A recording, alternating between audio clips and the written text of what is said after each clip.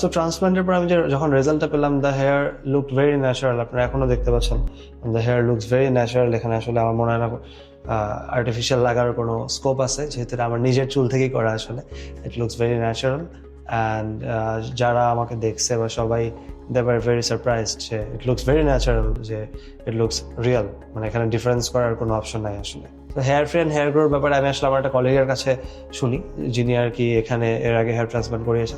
তাদের এক্সপিরিয়েন্স শুনে আমাকে মোটিভেট করে, এবং আমি আসার পর আসলে আমি নিজেও ফেস করি, যেটা মানে খুবই ভালো প্লেজেন্ট এক্সপিরিয়েন্স ছিল। এখানে আমার প্রবলেমগুলো বা আমার এক্সপেকটেশনসগুলো ভালো মতো শোনা হয়েছে, এবং ওই অনুসারে আসলে আমার ট্রিটমেন্ট করা হয়েছে। এবং শুরু থেকে এই পর্যন্ত আমার অলমোস্ট 9 মান্থস হয়ে গেছে।